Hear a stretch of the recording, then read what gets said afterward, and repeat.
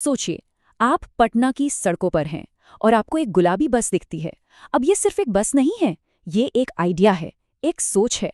लेकिन क्या होता है जब कोई अच्छा आइडिया जमीन की सच्चाई से टकराता है?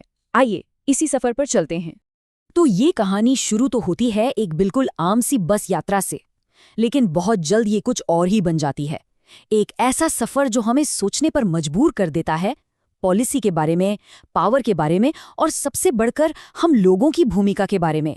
तो होता ये है कि हमारी कहानी के जो नैरेटर हैं, उनकी नज़र एक पिंक बस पर पड़ती है। ये वही बस सर्विस थी जिसके बारे में उन्होंने अखबार में पढ़ा था। एक ऐसी पहल जो महिलाओं को एक सेफ स्पेस देने का वादा करती थी, एक ऐसी जगह जहां वो बिना किसी डर के आराम से सफ़र कर सकें। तो बस उन्होंने फौरन अपनी कैब कैंसिल कर दी।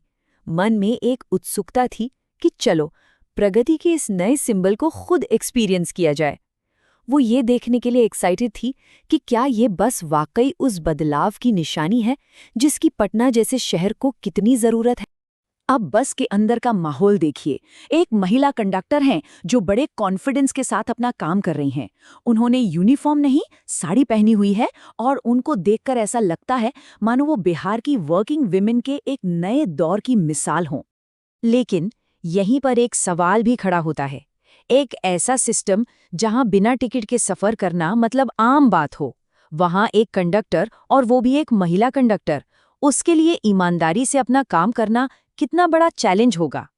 और बस इसी सवाल के साथ कहानी में असली टकराव की एंट्री होती है। अगले ही स्टॉप पर करीब 10 महिलाओं का एक ग्रुप बस में चढ़ता है और उनके चढ़ते ही बस का पूरा माहौल बदलना शुरू हो जाता है। तो ग्रुप में से एक महिला कंडक्टर को पैसे थमाती है।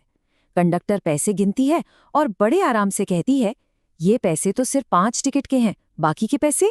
इस पर जो जवाब आता है वो कुछ ऐसा था, हम तो रोज इतने ही पैसे देते हैं, तुम नहीं हो क्या? मतलब साफ था, उनका टोन, उनका लहजा, वो सीधे फीधे कंडक्टर की अथॉरिटी को चैलेंज कर रहा था। अब कंडक्टर भी अपनी जगह सही थी। वो अपनी प्रोफेशनल मजबूरी बताती है कि मुझे भी तो आगे हिसाब देना है, पैसे क्या मैं अपने बाप के घर से लाऊंगी? उसकी आवाज में एक ईमानदारी थी और साथ ही एक बेबसी भी। और यहीं से बात और बिगड़ जाती है। ग्रुप में से एक महिला चिल्लाकर बोलती है, तुम जानते नहीं हम कौन हैं? हम पार्टी के कार्यकर्ता हैं, तुम हमसे पैसे मांगोगी? जरा सोचिए, ये सिर्फ किराया ना देने की बात नहीं थी, ये तो पावर का, सत्ता का खुला प्रदर्शन था। तो जरा इस सिचुएशन को समझिए। एक तरफ एक अकेली कंडक्टर जो सिर्फ अपनी ड्यूटी कर रही है, दूसरी तरफ ये तथाकथित पार्टी कार्यकर्ता जो अपनी पहचान का गलत इस्तेमाल कर रहे हैं। बस का ड्राइवर, उसे कोई मतलब नहीं, शायद रोज का ड्रामा है, और बाकी के पैसेंजर्स सब के सब खामोश तमाशाई।